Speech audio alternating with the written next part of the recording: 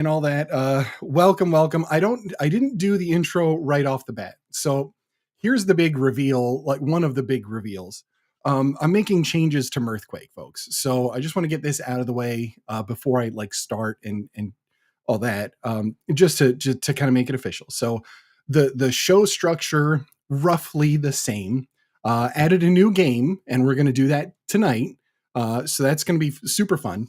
I've got the cryptid thing. We can mess with that, Tim, if you want to, a little later, whatever.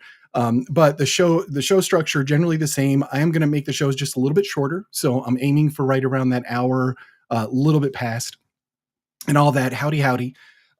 So yeah, just some changes and some upgrades and things like that. But I wanted to give people a chance to kind of filter in a little bit before I threw that one out there. So, Tim, welcome, and thank you for being sort of the guinea pig on the changed show.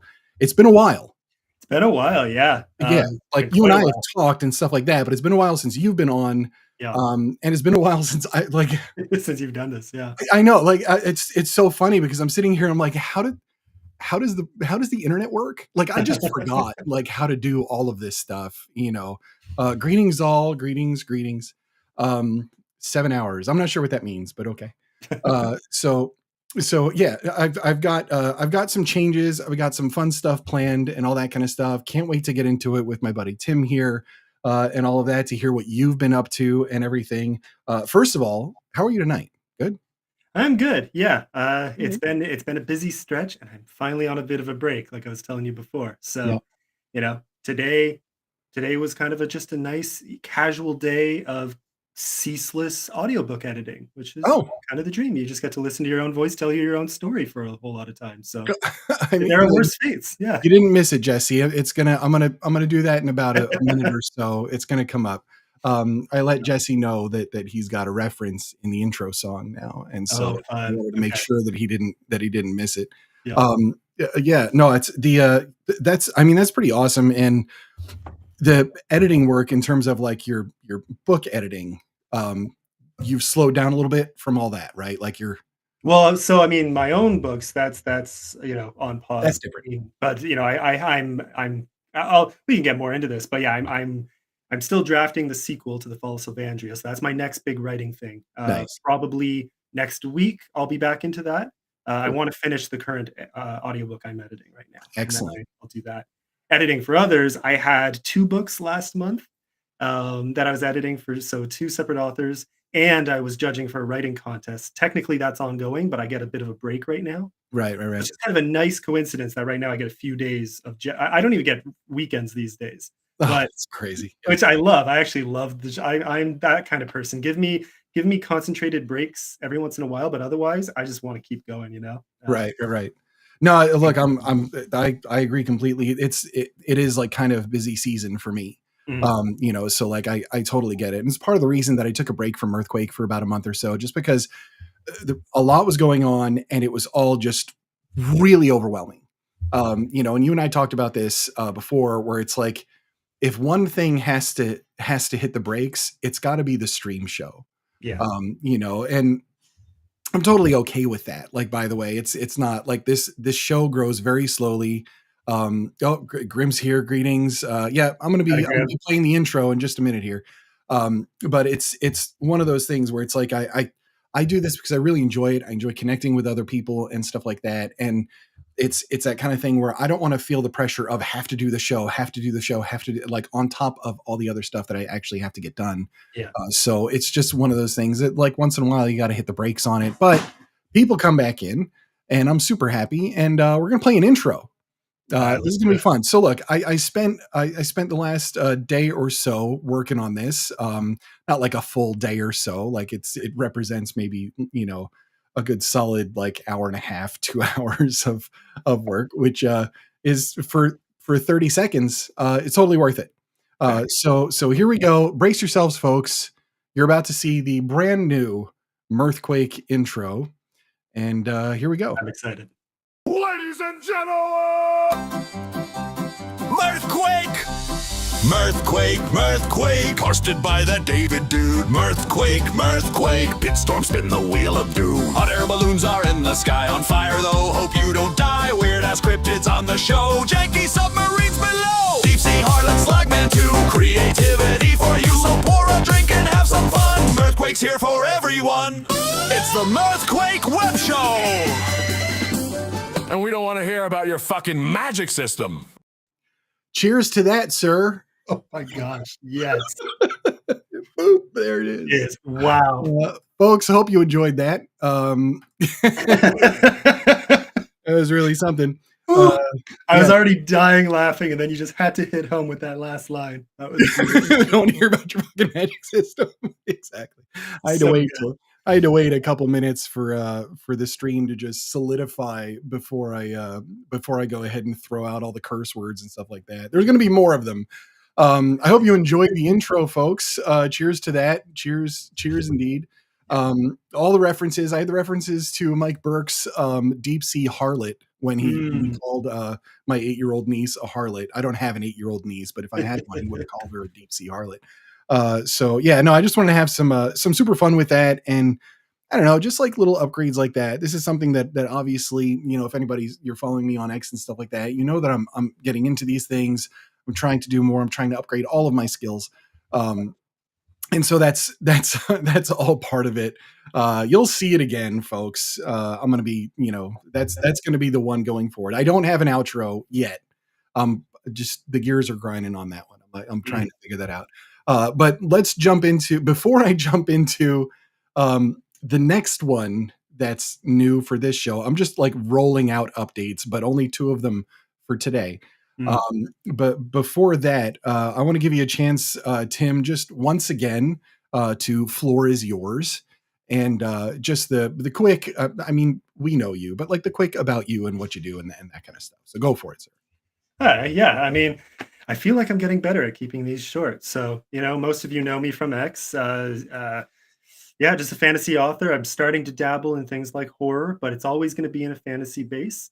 So I have a background in history, theology before that, public policy, and then a writing program. And now I'm a paid editor. That's actually my main income, along with teaching at the local college, which I get to do again this coming semester. Super excited. I get to teach creative writing, Nice.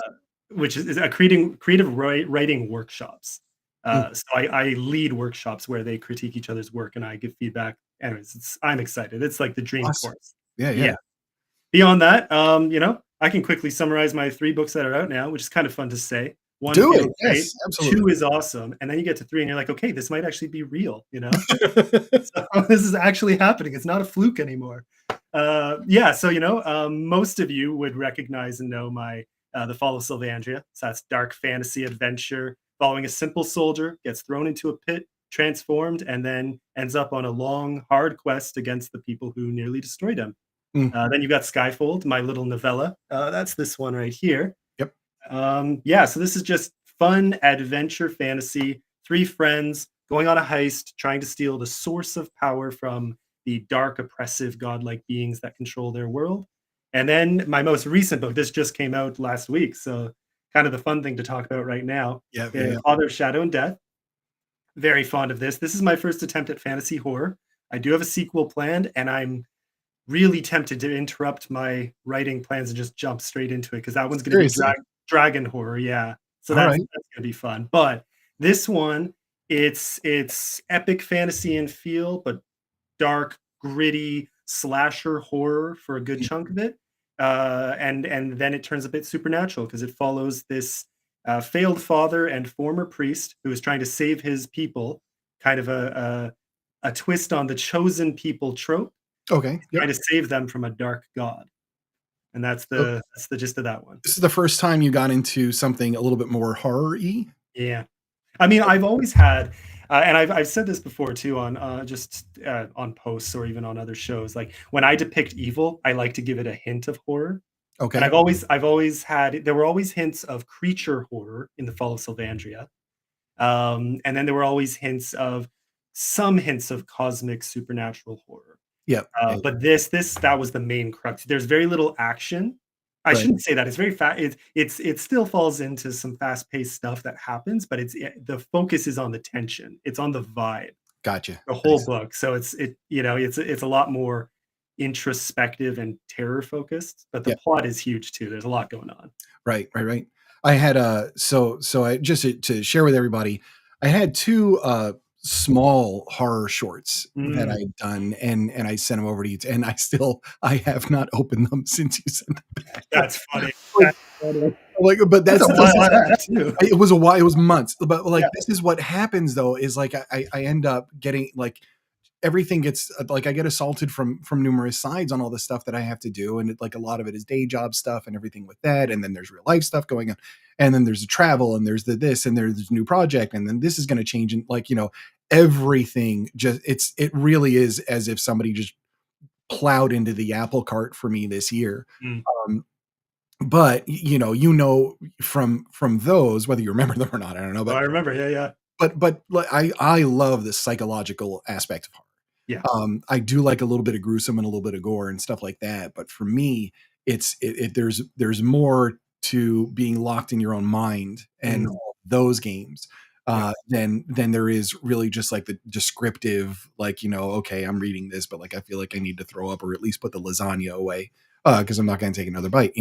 Um, so for you, like, so Fall of Sylvandria, you would say is just that fantasy, Yeah, like very action heavy fantasy. action heavy fantasy, Yeah. and then the novella, you're leaning more into just adventure fantasy. Yeah, the novella far more character driven. Okay. Still very fast paced and there's yeah, fast paced. There's still action for sure, and there's even a little bit of that creature stuff, but it's less horror, more adventure. Right. And then there are some deeper, not quite dark, but deeper, heavy hitting elements later in the story. Okay. Yep. As the intrigue builds, there's a lot of intrigue. There's a lot, so it's a heist. You have the mix of Right. adventure and intrigue and second guessing and plotting and wondering what's going to happen. It's kind of Where did you land on word count on it? that one was 24,000 Oh, about. nice. All Yeah, right. Yeah, yeah, yeah. yeah. No, that's great. That's It's a perfect. good novella length. Yeah, Yeah, yeah, yeah. That's what you want. Bigger than a short yeah, story and not quite like a commitment. exactly. Right? It's Yeah. it's not the unabridged version of The Stand. Yeah, when it Um, came to, The Father of Shadow and Death, I I was on the fence. I knew from the get-go that it was gonna be a longer novella at least, and then I got to a certain point, I was like, "No, no, no, this is gonna be a short novel," and it ended up, crossing over the 60K line, so it's about 64,000. Let me ask you this, because this is something that I'm sure people would want to know. Is it the difference that you've seen in terms of publishing the novella versus publishing the full book? Mm. How it is, both how it is received, um, how it gets out there, shared, sales, and stuff like that. Do you really notice a difference, or is it pretty much just like, this is my platform, and so like I mark it this way, and the book does what my books will do? Like, have you noticed a difference between the novella and the longer works? Oh, for sure. Now, first of all, Jesse, get out of here. Just go. It's always got to be a pain in the ass, Jesse. But, yeah, so n I've thought a lot about this. Um, it really depends what genre you're writing in, I would have to say, Okay. especially what genre you start in. So, for example, a horror I've seen purely horror authors, especially writing in a contemporary setting, Mm. they can write much shorter books and start that way and get a big audience right away. Yep. I've noticed if you start as a fantasy author and you're publishing for a fantasy audience, if you start with a small book, no one buys it. No kidding. For whatever reason, All people right. are from a debut author, there's a lot more respect for a chonker. And I Gotcha. tested this because I tried small first and then published chonker, and chonker blew up. No And kidding. then All so right. that's the interesting thing is I've seen this. I've seen a lot of people publish smaller works as fantasy authors and not do very well. And then they publish a chonker and the chonker does well, and then you can get away with smaller books.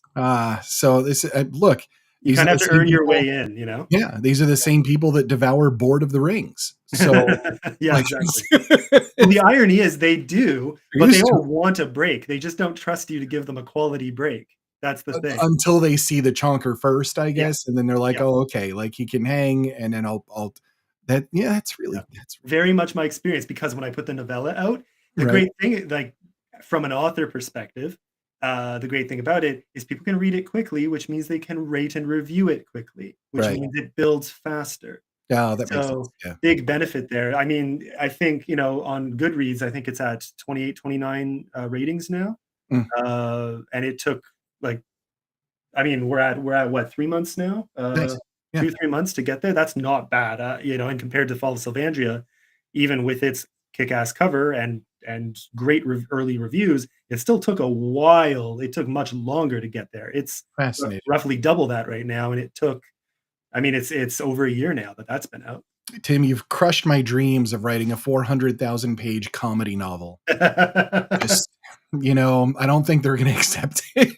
it's, Could be tough, it's could be yes, it's 400,000 words of Uranus jokes. It's like, tough. fine. It's for people that are just really disturbed or self-hating. Love it. Yeah, that's okay. Chihuahua smashers. No, I like, yeah, Sure. that's good. Yep. It works. It works for that for sure. No, that's pretty awesome, man. Look, I'm fascinated always by seeing how you do things and how you work, especially with with your platform on X and the different things that you get into. This is why, like, and like, oh, I always enjoy talking to you when we DM back and forth and everything like that because Yeah. we're often ranting about very similar things. Yeah. So, Yep. like, what is it today? Um, and like you'll send me a message and you're like, dude, this just happened. It's like, oh, Yep. yeah, like there's that. And it's funny, like your primary thing is eggs, right? Like, Mhm. Yeah. and so like I just want to ask, like, does it does it drive you mad as much as you enjoy it? Oh, yeah. Yeah, and it comes in waves too. Does it?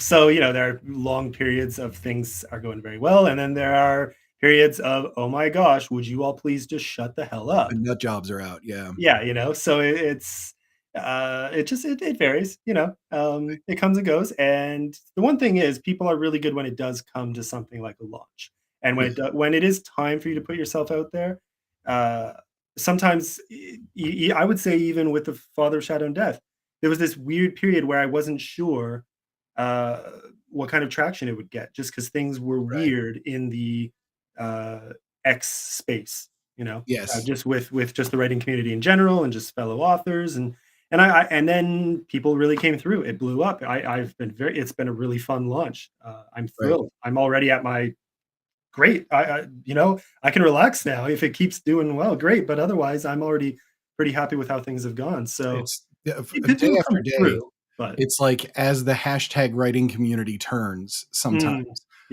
yeah, And we spoke about this before we went live here. Just like I go through it's the same thing. Like I go through waves. I'm like, everybody in this community is irritating as hell, and I can't stand anybody. And also I love my fellow writers, yeah, especially the ones that are just trying to make their way and be independent and all this kind of stuff. And I want to help them.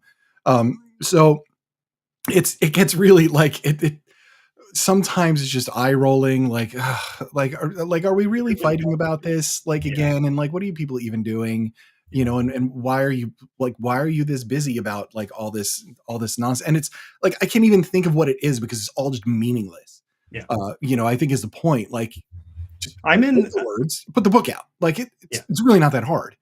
I'll say this. Like I'm in a slightly. Oh shoot! I shouldn't have even laughed at that. Now I'm going to get in trouble. Uh, I am in a privileged position, and that's what I'm laughing at, the use of that Yep. word. Anyways, Yeah. like, yeah. But I am in terms of being an author on social media, particularly on X, because what most of those people are doing is they are trying to ride every engagement wave that comes along.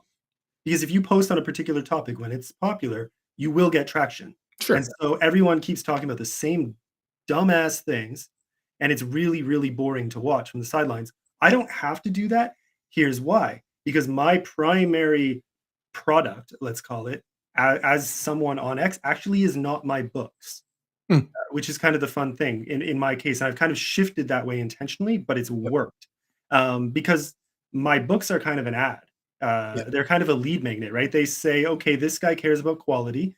I'm still learning very much when it comes to story elements and growth Sure. different areas of development that I want to get better at, which Yep. is also why I stay away from developmental editing. I have no right to tell you what to do in some of those areas when I'm still perfecting that myself. For But I sure. can sure as hell correct your grammar and your logic flops and your, like you get my, your line editing and style Right. failure, right? Like I know where I can do some good and help. And so that's what Chicago Manual of Style for the win, yeah, my friend. literally right Is it there. right there? That's a Chihuahua smasher. That's Jesus that's a Christ. chihuahua smash. Holy moly. Beautiful. Yeah, nice. I was so happy to finally get that. I use the online one, but it's nice to Dude, yeah, have the yeah. physical to flip through. But No, yeah, that's good. That makes sense. That makes a lot of sense. yeah. So in my case, I get people coming to me for my editing, and I was bad this month because I was so busy. But I'm gonna try every few weeks or so to offer, free chapter edits just to help out. Right. And that's a Nice. lot of fun. I love doing that. If anything, I overburdened myself the first 2 or 3 times I did it. I took on like 30 or 40 chapters, and that was the rest of my month gone, right? Like Nice. adds up quickly, especially when people send you like 10,000 word chunker chapters. Oh, for crying out loud. No, I Yeah. can't. Yeah, I'm not doing that. I did a few of those. Word chapter. I'm editing for for the Rack Press for my insert coin Yeah. the antho, and the the max I'm getting in terms of short stories is like 6,500 words. Like Mm. I can't imagine a 10,000 word chapter to me is like that's just like a book. Yeah. Like my brain does not work that way. My chapters, and like you've seen a lot of my work and stuff like that, but my chapters tend to be, like I aim for about 2,500 words for a Yeah. chapter. That's it. After that, like I feel like I'm bored. So like brain doesn't work that way. I don't tell stories that way or anything like that. And, this is one of the things. I mean, and I can appreciate the way you say that is yes, you're an author, but you're not identifying as just Tim the author. Yeah. Right. And same thing here, in terms of and I prefer to call myself just a storyteller, Mhm. anymore, because I don't really care what the media is, and just like we were talking, like whether it's music, I'm writing lyrics, I'm doing songs. Great. I'm going to put albums out. Awesome. And they tell stories or concept albums, I'm going to write stories. Sure. Still going to do that. Absolutely. Like if it's visual or if it's audio or if it's, anything else, like I just want to be able to tell whatever story is in my head and my heart at that moment. And also because then when I'm sitting there, because like I had this moment where I'm sitting there and I'm like, I don't know, man. Like I don't feel like the author in the author community anymore. Mm. I'm Yeah. something different, and that's not it's not bad. Like if that's the sort of thing as somebody who likes to tell stories, it calls to you, then do it that way. But and I'd written a Substack about this a few weeks back where it's like there's a price to that, Mm. and if you put all of your eggs into the X basket, and that is your entire audience, and that is where all of your sales come from, and you change the tracks to a different direction, Mm. you are absolutely going to get crushed Or by if that. the algorithm changes the tracks. Yeah. 100%. Like it just, you're gone. But on the flip side, there's other things that happen where I've got an official artist channel on YouTube now for my Mm. music. Yeah. And like I put my videos up there, my music and stuff like that. Some other projects, just one-off things that I just decided to do because it was 5 o'clock in the morning and I couldn't sleep. And that channel, in the course of I was promoting it for maybe like a month. It's already at 100 subs, Wow. Yeah. and I've like barely done anything on it. Yeah. Whereas like this Mirth Quake, I'm at 127. This has been going on since last October. Yeah. It's been over a year, which is wild. Right. And Yeah. so and that's fine with me. And I certainly don't get 127 views when I go live. But that's a YouTube thing. YouTube prefers shorts, and they prefer like static videos that you upload a few days ahead of time. It gets into the algorithm and the whole thing. So when you make it public, people see it. I had It feels like there was a brief period where YouTube was kinder to lives, and now they there was, modeled them. yeah. And when I first started out on YouTube, now I'm talking about almost 7 years ago now. Mm. On my original channel, it was very much like that. Like it's a month, 2 months went by, and I maybe got to like the 100 subs. Mm. And then like there was steady growth, but what I was doing was what the algorithm wanted at that time. So we're talking 2019. The algorithm wanted videos that were 12 minutes long, no more than 15. And you talk about your topic, and it's kind of fun. It's a good watch, and then it's off, and that's it. And I was doing that twice a week. Then everything started to change. Rogan got really popular, and YouTube is like, everyone wants to watch 4-hour videos. So it's like, oh, like, do I really have to do it? So then I started changing them. All right, half-hour videos, 45-minute videos, again, twice a week, and they start doing well. Then I ended up hitting on the one topic that absolutely everybody loves to talk about. Narcissists. Yes. So I had one video about narcissism that went out, and I'll never forget, because I was actually in Boston for a couple of days. It was like right around Christmas time and stuff, and I was just there, knocking around the city for a few days. And like I had my laptop with me just like in case I got to check something for work or whatever else. And I get down to like the hotel lobby, and I had a little like my breakfast gin and tonic, and I flip open the laptop, and I'm like, wait a second. Like yesterday I had 6,000 subscribers.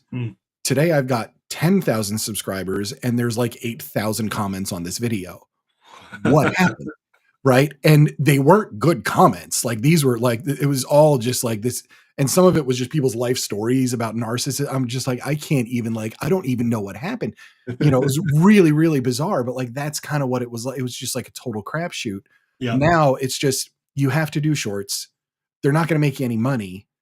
You might get some subscribers out of them. They may or may not care about anything else you do, because they're just sitting there scrolling every 20 seconds anyway. So like the game just keeps changing for all this kind of stuff. And when you start to adjust the way you work, it all affects it. But I think the main thing is, like, for everybody, when you're trying to build a platform and get seen and get yourself out there, is to just be as normal and like consistent as you can.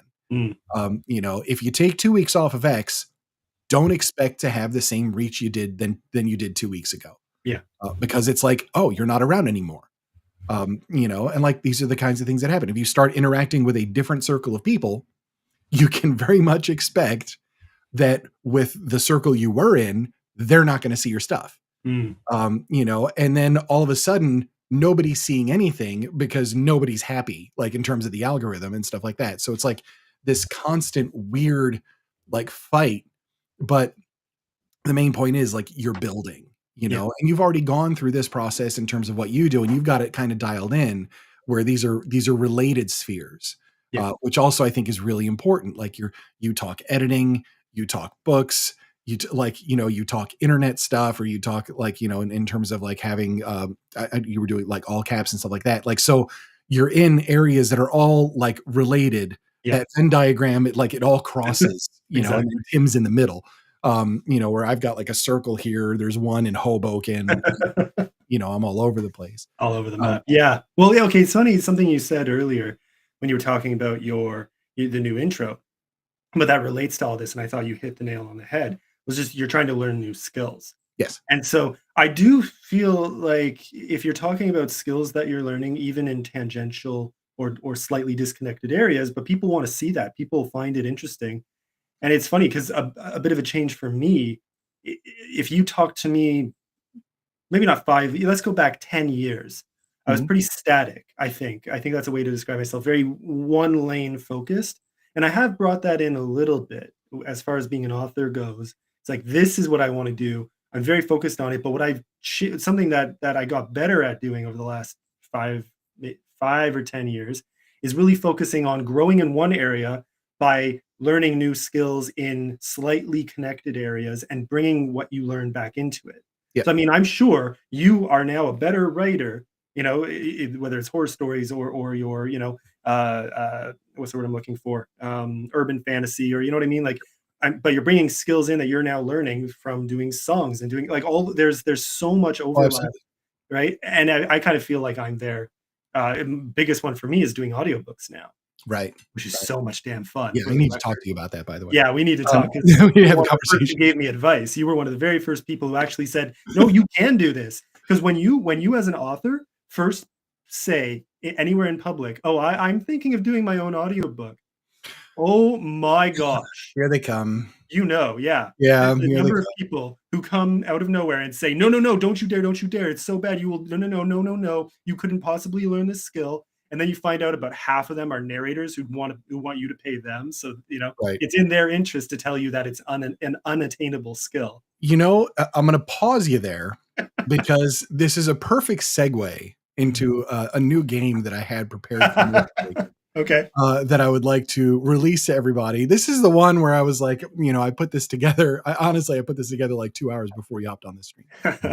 And I was like, I don't know if I should do this, but like also I gave this advice to my youngest son recently, and I made a quick post on X about it. I don't know, a few days ago, and I just said if a week goes by and you haven't heard somebody say, "What the fuck is wrong with you?"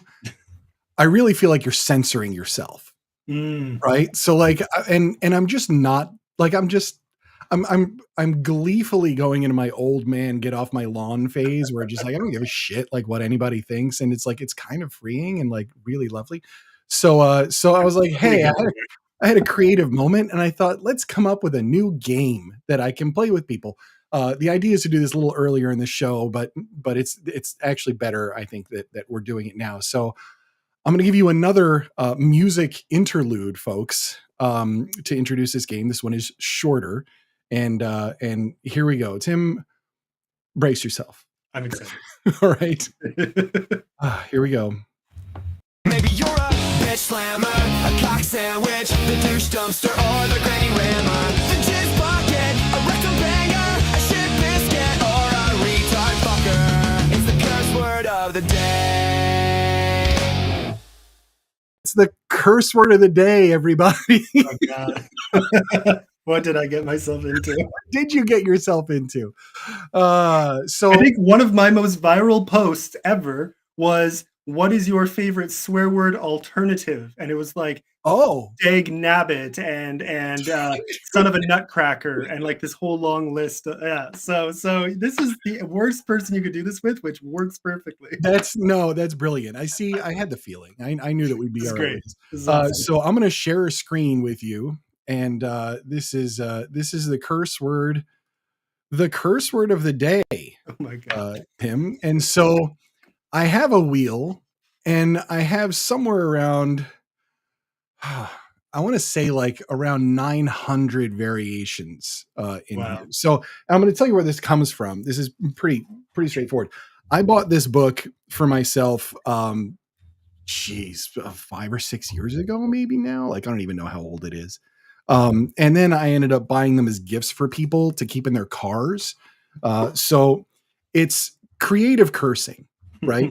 And what it is it's two things that you flip, and then it's got all sorts of terrible words on one side that are, the first word, and then the terrible word on the second side. So I took a lot of them. Not all of them, because there were some that I am absolutely Really bad. not going to use. Yeah. But I used some good ones. And I threw them in here. And what I thought would be fun is we're going to spin it, right? Whatever comes up, you get 5 points for using it in conversation for the rest of the stream. Let's do it that way. That's the game. The game is to just use the word once or twice. Maybe eventually I'll have like a leaderboard. It'll have like your picture on there. You can go like log in. Like, I don't know. The world is my oyster. I can do whatever the frick I want. All right, so you ready to spin this thing? Let's do this. All right, let's brace yourself. Drum roll, please.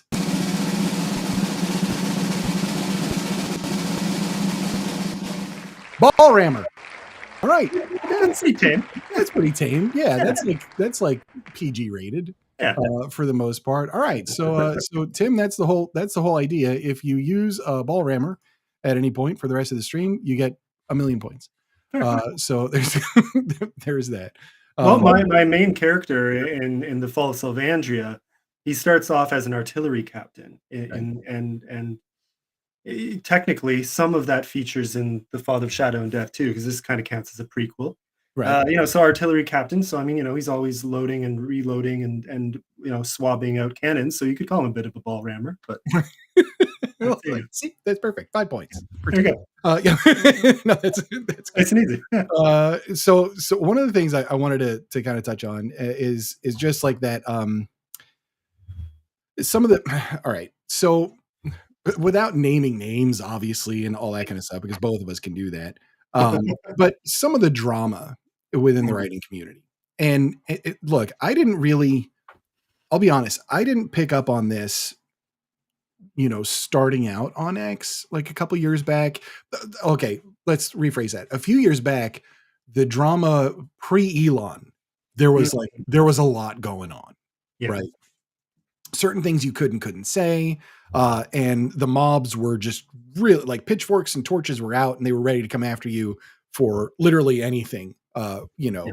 And so now, now, thankfully, that's less so. Mm, So like we don't have as much of that going on, but that still exists, mostly on Blue Sky. yeah. Um, so they've left, thankfully, but I do notice that people get really caught up in, I don't know what the other way to say this is, just stupid writing shit. Hmm, Like just really dumb, like this or that's back and forth, and all this kind of stuff. You said this, you think this, and so on and so forth. You detailed the story for me about a guest that you had that, and it was like, what, like what are these people doing? Um, do you feel like it's getting worse? Like, I think that's the question, or is it just like more visible, or are we just like in a kind of time where people are just kind of against each other because everything is just sort of like that in common culture? Yeah, I mean, I think a lot of it is just an extension of divisions that are far more prevalent just culturally, Yeah. politically, etc. Um, it's interesting too. So there was, funny enough, a certain form of that mobbing and bullying and really destructive stuff was happening on repeat almost every week for a few months. And I think finally it stopped. It's been at least a solid like 2, maybe even 3 months since I've seen something really, really Hmm. bad. Okay. What's different now that I've noticed is, uh, I do think there's some merit when I see people complaining, saying, like I see people complaining about just X and the algorithms and how it's kind of really sequestering, or just sidelining author talk. Maybe for the better because this drama doesn't end up in everyone else's feeds. Oh, fine. Yeah. But what it means is a lot of these authors who don't know how to adjust to a changing algorithm, they get disillusioned, which means they get grumpy, and then they And then devolve it's into, more. yeah, and then so they do more. It's more, I've seen more of a certain kind of hostility and arrogance. Mm, I've seen a lot of that. I've seen a lot of driven drama, like fascinating. ego driven drama is what I'll say. It's like people trying to say how incredible they are compared to everyone else, and then bashing each other to prove it. I'm It's so like, stupid. and we're not even talking about your books, which is what you're like. It's really weird. It's this really weird. Yeah, like what? I'm the best author, and I'm the best reviewer, and I'm just like, you just do your thing and let us decide, you know? And Yeah, and and or just not like, why are you playing? Why do people play this game? I just yeah, don't get it. yeah. And it's like you're already, look, just by virtue of being an indie author and making your X audience your basically your primary market, Mm, you're already like far behind where anyone else is going to end up being. hmm, So like you're all like that's already a really you're already uphill, right? You're mm, going uphill. And so why would you add to that by just getting in public spats, yeah, where it's just like really dumb on this kind of stuff? Now, I've had my share of X arguments with people for sure. Tends to be over something, socio-political, yeah, than anything else. And normally like, and I don't even care like what certain people's opinions are. It's just when they start to get personal, yeah, and one of the things that I enjoy doing, and I say enjoy because I genuinely enjoy this, is watching people argue and then just pointing out to myself the logical fallacies. hmm, I'm a huge fan of logical fallacies. yeah, I like to see arguments and where they fall apart, because to me it kind of it hones my edge a little bit, fair. because like now I'm seeing that, okay, like you're arguing, you're obviously arguing emotionally, or you're manipulating emotion in order to try and make a point, but you're not actually like looking at like a factual argument or things like that. And so that's the kind of thing that I will do. But when somebody, if somebody comes onto one of my posts and then starts throwing out like the personal stuff, I will absolutely crush that person because that's just like that's also a way that I just have fun. And also like I treat it like somebody coming to my home and like knocking on the door and I open it. If you're gonna say those things to me, you're going to get the result that you should anticipate. Like, that's just like kind of how I see it. But in terms of like, you know, I hate to say it this way, but it's a lot of people that are all about the indie author and the indie community and the writing community, and they're the worst of the bunch, Mm, and it's yeah, like, I can see are that. you like, are so you saying that you're for indies and you're for all this and you support all your fellow indie authors is strictly performative. Like that's the new virtue signal for you. Yeah, because if Um, someone steps out of line, doesn't matter, they're indie anymore, you'll destroy them, so it doesn't right. matter. It's just like it's really weird. Like Yeah. honestly, it's like it's really weird. And I feel like we can disagree with people, and still just like it doesn't take a lot of effort to just repost something that somebody posts or something like that. Sure, like help you out, like off you go. Yeah. I don't like to just um I don't like to just repost. I like to quote repost. So if I Mm, don't have something to say, I typically like won't because fair. just a standard repost, they don't really do anything in terms of the like it's just wasteful, it's wasted effort typically. So it's just one of those things that like I've just seen and I'm like I just feel like the community is kind of turned, Mm, to where it was even just like 6 months ago. Uh yeah. there's been this weird turn and just these cliques get established, these groups get established, and things like that. And maybe it's because I lean into, creation and all the things I'm learning in terms of AI stuff. Mm, So it's like I get that, but like also I make it really clear, and I made this really clear like numerous times. I don't use AI for anything related to words. If I work with an AI on anything, the first instruction I give it is don't ever suggest words to me mm, ever, yep. because you're shit at it. Like it's terrible.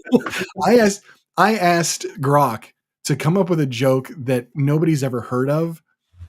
The awfulness that came out of this thing, like it was so terrible. And I'm like, this is why. Like you can't write. Like you can't Yeah. do that.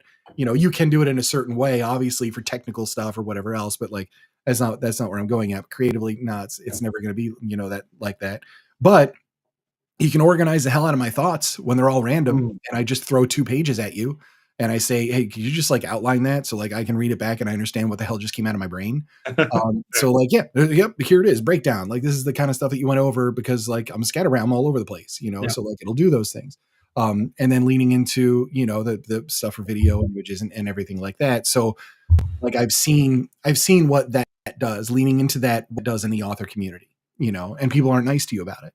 Mm, Or people will still remain your followers, comment on your things, and essentially subtweet at you, yeah. and they'll say all the things Well, the that are just subtweets are that directly. that Oh is yeah, the new art of drama on it X. really like it kind of is. And Yeah. so I'm like, okay, like and that's fine. Like, and I'm not going to sit here and say that like it's all about me, Mm. or anything like that. But like, there's some where it's like you just, like I made that post 4 minutes ago, and this is the only post you made today, and like, and like you, like I know, like I know that was you, and like it's cool, like that's fine.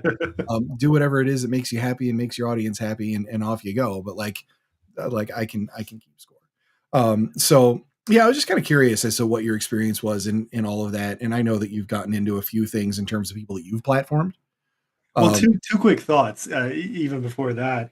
Um, one is that I think one thing that has helped my experience on X in the last little while, and I even posted about this in the last little bout of drama that I got into. mhm. Uh, and I won't bring it up in full right now, other than to say all I really said was, "Could you guys please stop?" Really, I was just telling people off for doing exactly what we're talking about. Like, stop, like, just please stop. And a few people got really, yeah, the comments were honestly hilarious. But Huh. I made a post, and this is true. This has been true for a while. but I've really gotten better at doing it, at keeping to this anyway. My policy is, so this goes to your logic, what you said about logical fallacies, and this goes to when people do personal attacks. Right. The moment someone strawmans what I say in a comment, so if I say something and you say, "Oh, you don't like oranges, so you must hate cats," and I'm well, no, I didn't say that, so I don't respond. You don't even get a like. You don't get a like, a response. I'll try not to give you even a freaking view. I will literally just scroll by on my notification bar, like you don't exist to me because you aren't worth my time. If you come back tomorrow and comment on a different post with a nice comment, or you can even disagree with me, but as long as it makes sense and it's not dickish or Yep. personal, I'll respond. I'll treat you like a human being again. But for now, bye-bye. Yep. And it's great because I don't see those people, well, for the most part, I don't see those people on my home anymore. And I only see those people in my comments if they really hate me and are sticking around looking for a reason. I have a few of those. I have about 3. I have about 3 people who I know genuinely would love to not see me on the face of the earth anymore and are just waiting. And I'm like, what did I do? Like, I know why they hate me, but you're out of your freaking minds. And it's just Yeah. really funny. I'm like, guys, No, that like, get a life. says more about that person than it does anything else for Yeah. sure. Yeah. You know? Do you block or no? I have. I will block. Usually, the thing that will push me over the line is if someone like spams my Yep. comments Yeah, with hate. If they that's give me one comment every like day or other day, I can survive that, which is still too much. Like for frig's sake, for sure. you know. But if I comment and then you comment, you know, if I post and then you comment some vitriol underneath, and then you comment under everyone else's comment too, saying this guy's so stupid and blah blah. Then, okay, you get a block because I don't need 20 notifications Right. in the next Yeah, hour. yeah, that's what irritates me more than anything else, Yeah. honestly. So that's when you get a block from me. Yeah. So there aren't Because, many who like, earned it, but there are some. I don't know if you're this type of person with, like, your cell phone and stuff like that, but if I see badges with numbers on them, they need to go. Mm, I need icons that have no numbers next to them. fair. Otherwise, like, but I haven't gone as far as to just turn them all off because I still need to know that something's going on. Like, it's just a real Yeah. weird battle that I have in my own head. But I get it. I make judicious use of mute. Mm. I mute, like, there's times where I'll go on, like, I'll make a post and I'll get, like, 15, 30 comments on the post.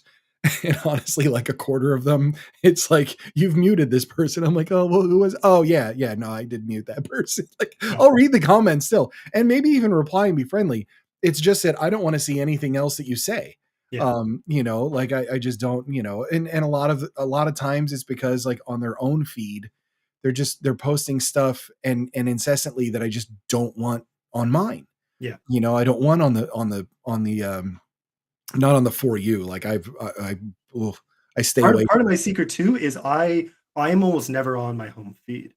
I have people I like and people I can tolerate and people who regularly post good content Yep. on set to notification. I have notifications off on my phone, Nice. but on my desktop, when I click my notification, there's a separate bar, right? That shows you just posts from the people you have on notification. Right. It's a whole separate feed, and that's basically the only feed I look at. Nice. And it's so that's how I've protected myself at this point. It Yeah, keeps me yeah. sane, No, you know? that's smart. I've seen a few Yeah. people posting about this lately that where they're like, the algo's changed and, like, this place is like it's kind of driving me crazy. And it's the first thing is, like, are you on the For You or are you on the following? Because don't go to the For You. It's just like it's not for you. See, let's not get into the following. For me is useless, but that's because I follow quite a considerable number of fellow Right. authors. So it's just a whole bunch of, as you were saying, dumb, useless retweets of sales posts, Yeah.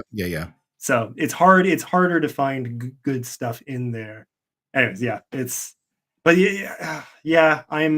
my thought on X algorithm and all that is, I'll experiment. I'll do maybe a few posts a day, see what works, see what doesn't. And if none of them track, just wait till tomorrow, come back, try again. Yeah. Just play around. And so you have to experiment with different formatting, different text length, blah, blah, blah. Have fun. Don't put too much pressure on it. Right. Just try to be semi-consistent. But at the same time, these things come and go. I fully expect that this slump we're all kind of feeling right now is gonna come back around. I hope so. Yeah, I The think so. people who will ride the wave back up are the ones who stay consistent in the slumps. But Right. Right. then Right. again, I'm kinda like Trinity where I don't mind taking a few days away too when I need it. Yep. I have noticed I've like, I've never really been punished too much by the algorithm for Mm. taking breaks. I don't know why that is, but so far it hasn't been too bad. I Yep. think to make up for it, I'll post in a community, and that gives Okay. your Yeah. boost. That gives your comments a quick, your post a nice boost that it wouldn't otherwise have. Right. Yeah, it's funny because like I settled on just this kind of groove of like, all right, like I'll make the X posts and once in a while, like I'll definitely throw like dumb stuff up there or whatever, just like whatever it is that went on during the day, that kind of Mhm. stuff, just for fun. And then I have some of the ones that are just longer form. I need to get some thoughts out, and those tend to do okay. And then the other platform for me is Substack because Yeah, with Substack, it's like there's very little pressure. It's like as long I just want to do a post a week, yeah. and I usually know what it is because I'm on X and I have something to say and it's starting to get into multiple paragraphs and I'm like, Mhm. Substack post, right? Yeah, Let's do it there. Let's throw it up, like off we go, and then I'll just do something stupid on X or whatever else. Like that tends to be, just and Substack for me is just steady growth. Like every day I get an mhm, email, another person or two is just they're on my stack. All right, cool. And I know that if I post something there, it goes out on email. yeah, People see it, they open it, they interact, like it's all good. And I've gotten a few different people that have me on like the recommendeds. And so, yeah. I've gotten quite a few that way. Um, so like that's the kind of groove. I'm on Facebook, but like I don't even Yeah, like I I have just a Facebook page simply so that I can run meta ads when I'm doing a sale. That's basically the only reason I how have does this does there. that work for you? It does, yeah, shockingly. Really? Yeah, Oh, that's the best to so far, that has been the best ad platform I've used for selling books. no kidding. Oh, Yeah, I was wow. shocked the first time I did it, and it actually kinda worked, and then I refined it, and then it did even better, and Yep, then I did one sale, I think it was 99¢ for Fall of Sylvandria, and yep.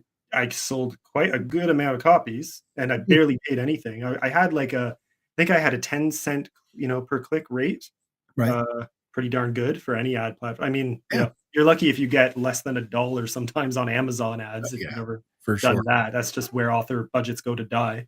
Yes, Uh, exactly. It eats author budgets yeah. for sure. Yeah, Yeah. yeah. So, The I big mean, hours. when I did my freebie giveaway, I put that on Fussy Librarian the first time I did it, for Fall of Sylvandria. I Hmm, put it on Fussy Librarian, you pay a very small amount to get it on their newsletter, and then I ran a meta ad, and I gave out, like, 1,300 copies, yep. it was, and the click-through rate for that ad was 5 cents because it just says "free book," and people are like, "Oh, this Right. cover's badass, I'll check this out." Yeah, yeah, for sure. It's funny because I've looked into that like a little bit. I know some people that outside of authors, other business owners, that it's like their entire business model is selling on Facebook. Yeah. And once you have the ads and all that kind of stuff really dialed in, you can definitely get there. It's Yeah. it's pretty crazy. Yeah. See, what's your trade? See, this is we have to do another stream on this one, man, because like this is something that Okay. people are going to want to know. The other one is BookBub. Yeah, I've seen a lot of authors do well there, I haven't tried For it. sure. I know with BookBub, it's like, all right, I want to do like I'm going to knock my book down to like $2, and then for this period of time. But then BookBub is like, okay, we'll run it. It's going to cost you $700, Yeah. and so it's like, oh, so I need to make sure I make that back. Yeah. And like I'm basically getting my book into the hands of hundreds of people, Mhm. which is great. But in terms of like the income benefit, I just don't know. Yeah. And I know people that like they swear by it and they've gotten plenty of BookBub deals and stuff like that. I'm certain that both of my fiction, maybe not How to Expose Yourself to Women, but certainly Space Pew Pew and The Caretaker would BookBub would take those in a heartbeat because like Okay. Caretaker is sitting at 180 reviews and it's 5 stars. Yeah. That's the kind of book that they want to have on there. Yeah, exactly. It's like, so your book has to be somewhat established. It has to see reviews, see that people liked it. It's been out, like stuff like that. Like that's what they look for to accept you. Even it's so weird. We accept you, pay us $700 Yeah. or something along those lines. Like there's different tiers, obviously. Like, I'm just like pulling that one out, but because that's the one that I actually saw Yeah. for when I was looking into it. But I don't know. It's just interesting stuff. So tell me just a little bit more about what's next for you. I want to wrap up relatively soon. Like I said, I'm keeping these streams just Yeah. a little shorter. But I want to hear just about what you've got cooking. What are the ideas that are rattling around in there, and like where is Tim going? Yeah, I mean, kind of like I said, right now, testing out different skills, having fun with judging and editing work, and teaching at the college. As long as that lasts, that's a whole other story. The program is technically closing, but Hmm. they still have a separate creative writing program. I'll hopefully get to keep teaching for next Oh, year. nice. Yeah. Yeah, it's they closed so many programs at the college, which suck. Like, I mean, Mm. something like 30 something programs. Wow. Was That's been happening across colleges in Ontario though, and just here in Canada. Right. So everyone's going through, and it's not just small programs either, it's huge ones, tech programs, Oh, wow. Okay. arts, Yeah. it's across engineer, like, it's been wild. Not just like small arts Yeah, stuff. exactly. Yeah. It's been big. So I don't know how they're surviving, but for now I'll take their money. Yeah. I mean, Um, is it just less students? Is that what's like, is there a, Part of yeah, the biggest thing was, there was some major legislation that went through that limited budgets for international students, hmm. and our colleges and universities rely very heavily on Oh, international Canada students. in general. Yeah. For all your industry for sure. Exactly, yeah. Yeah. So Yeah. that's the once those budget cuts went through, a lot of schools, had to readjust their strategies Yeah. big time. Yeah. Yeah, anyways, so that's on the work side, but again, all book related. It's tough, but it's fun, and that's kind of the dream. Is everything is related to the one, it all revolves around the world of being an author and Right. honing that skill connected. Even my audiobook work, it helps me with my editing. It helps me learn. I write now, thinking in advance of what it's going to sound like on audio, and that absolutely improves my writing. Nice. So Yeah. that's been fun. But anyways, What's the biggest joy for you in terms of the audiobook thing? Like what is the like what when you first started and you got into it to like, oh my gosh, like this is really fun. What yeah. was the thing that made you say this was really fun? Yeah, I mean, there were definitely hurdles the first time around. I'm now recording my first book for the third time, and that's on top Oh, of having recorded two others, right? So oh, yeah, I'm re-recording The Falls of Andrea, wow. Okay. because I've learned a lot and I've upped my equipment and my software. I've gotten better at it. I've found new programs to use. I've found new techniques, new macros I can run. I'm Nice. just having fun with it and slowly trying to produce something better so that every new audiobook is better than the last. Yes. Yeah, yeah. So it's just that. One of it is I just like new skills and improving. Yep. Um, I think at this point, it really comes from how it has influenced my writing. Like, what's fun for me now is when I finish a chapter when I'm writing, the Yep. next day, I will then read the chapters I've written so far out loud to get a sense for how it all feels together, Yep. and it then helps me to dive back into writing. But that reading out loud is no longer just blah, blah, blah, blah, blah, blah. Now I'm practicing the voices, I'm preparing in Yep. advance, I'm hearing, it's actually made the writing experience way more fun. That's I fantastic. Yep. Yeah, so That's anything that makes me yep. love this game more, I'm all for it. 100%.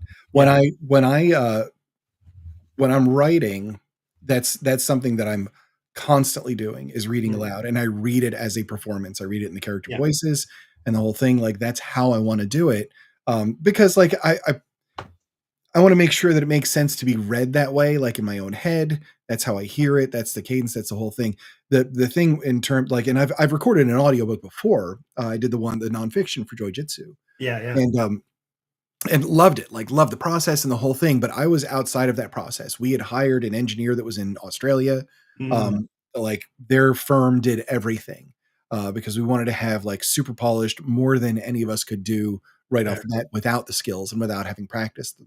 yeah, And I'm at the point now where I've done enough with music that I've gotten into audio mastering, mm, which, again, it's another skill to pick up. So like now I'm having an effects rack. I understand compression and compressors and like all of the, peak decibel levels and like all this kind of different stuff just to get a really good sound out of song. And clean it up and give it the car test. You have to listen to it in the car, Yeah. just to see like what it's like. But the hurdle for me, and the one that I actually have to talk to you about, is just like, is the audio formats for the different ones. Because like, I don't get picky. Like there's all sorts of things that you have to do. Like what is there a particular application that you record into? I record into Audacity. Yeah. Audacity. Okay. Yeah. Yeah. I use. Then on what I'm I have like 3 separate programs. I have, I mean, I guess not. I have most of the things I use are macros or sub programs that run through Audacity. Then I Gotcha. have a separate program that was, I think, technically recommended through ACX, and that helps me do the final conversions for the file to get Right. it specific to exactly what ACX wants. That's the part that I have to figure out. Yeah, yeah. Yeah. Once you have it, super easy. But Is it? Yeah. yeah, luckily. So as you know, you just have, when I first export the file as an MP3, I make sure it meets certain criteria, and then I run it through the second program, and it's good to go. I've never failed a test on the ACX lab to make sure the file meets their requirements. So We had one for Joy-Jitsu where it was like it just did not want this particular file. Like it was one of them, and it was over and over, and it's like, what the hell? Like, what happened to this? Like, we had to send it back to the engineer dude. Like, he had to do more stuff to it, send it back. Like all that. It was just really like a kind of a zoo with it. But it's something that I've been, obviously it's been on the list to do. Along with everything else that I've got going on. But I thought, it would be funny to do, how to expose yourself to women. But do 2 of them, like do one of them where I do a shot before each chapter, just to see how it ends up at the end. But only as like a bonus to to the first one. So basically just twice as long, 2 audiobooks for one, but like one of them, like I'll be inebriated by the end of it. I thought like that might actually be kind of fun. That book, like it's on brand, I'm actually recording an Uncle Floyd Christmas album. Yeah, I saw you posted on that. I have this. Yeah, that's really like, again, this is just something that might get me in trouble. But like, I laughed hard. That was. I mean, come on! I edited that book. I know what I'm getting myself. You know what it's getting into, exactly. So we're gonna finish up, Tim. Folks, I appreciate you being around, and don't leave yet, because I'm gonna play the intro again to play us out, so you get to hear the song and see the ridiculous animation one more time. But before I head out, Tim, anything else that you want to add or throw out there, or anything that's on your mind we can converse for a few minutes on? I mean, the big things for what I'm doing lately, now that I have these 3 books out, the big one for me is definitely check this out. This is my newest book, and it's a lot of fun. It's dark, just brace for that. Yep. But yeah, so to check out The Father of Shadow and Death, it's my first attempt at fantasy horror, so I really want to see what people think. So far, the feedback has been good.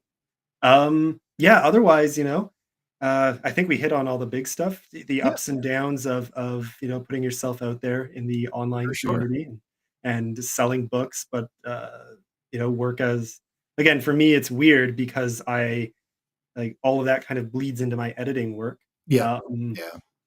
And now with audio narration as well, which opens up almost a whole different market. You are, so weird. Yeah. It's so that, which has been a lot of fun, but there were hurdles big time in my first attempts, which I was braced for, but maybe not as much as I could have been. Right. And then, but you learn and you grow and you keep trying again. I've got some recording too. I've had a couple people ask me to read lines for them and stuff like that. So I've got something I've got to get through on that. Apparently people like my voice. I don't know why. But it's someone asked me to do theirs. And I was like, "Are you out of your damn mind?" Like, I think I'm getting better, but are you out of your damn mind? Yeah, for sure.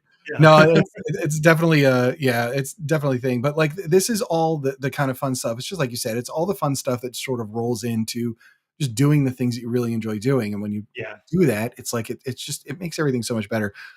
Folks, I've known Tim for, like we connected on X like 3 years ago, maybe. Probably a year and a half to 2 years, something like that. Yeah, somewhere around there. And so, but I've always enjoyed talking with you, that, and we chat in DMs from time to time. Tim edits my work and stuff. And I would highly recommend, actually, no, don't use him. So I can send him. No, definitely. I appreciate it, man, because you do really great work. And one of the things I really appreciated, and I knew you'd be like this right off the bat when I sent you something, is that you were you were in the story as you were editing it. You know, and that really stands out, because a lot of people are just like, here's the words, just fix it, like, you know, and off you go. But you know, you pointed out things that, and not necessarily continuity errors, but stuff where like, oh, I need to think about that, don't I? Yeah. Like, you know, and I just really appreciate that, you know, as an editor, and just for your presence in general, and your steady mind and the insanity that is the writing community on X. So I appreciate you, sir, and I'm thrilled to have you back on here. I've got Fall of Sylvandria back there. I definitely want to get your other one. The shorter book I can do. Right now, commitment on longer books is like, it's not happening for me. Like, it's just at this point, it's the way it is. You know how it is. You know, and all that. But I always at least try to support the good ones, Tim, and man, you're a good one. So thank you. I appreciate you being on here for sure. So folks, anything else from you? If that's all, we're going to close it out for the evening, and I'm going to go ahead and play the intro again, so you get the song one more time. So brace yourselves. So here it comes. Have a great night, and I will catch you. I'm not sure exactly what show I have next. I've got a couple people that I'm juggling and working on to get booked on the show. I'm not going to say anything about who's coming, but some people are coming on the show. So there's that. And it's, I might be sparse. I don't know if I'm gonna be here every week, but like, I'm going to roll back into it. I've got travel to do and like a wedding to go to in December and the holidays. And like, it's that time of year. So appreciate you all. And, we'll close it out. Tim, thank you so much. And I'll see you in the green room.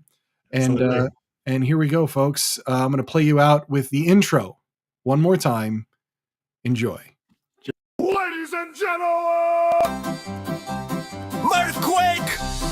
Mirth Quake, Mirth Quake, hosted by the David Dude. Mirth Quake, Mirth Quake, Pitstorm spin the wheel of doom. Hot air balloons are in the sky, on fire though, hope you don't die. Weird ass cryptids on the show, janky submarines below. Deep sea harlots, slagman 2, creativity for you. So pour a drink and have some fun. Mirthquake's here for everyone.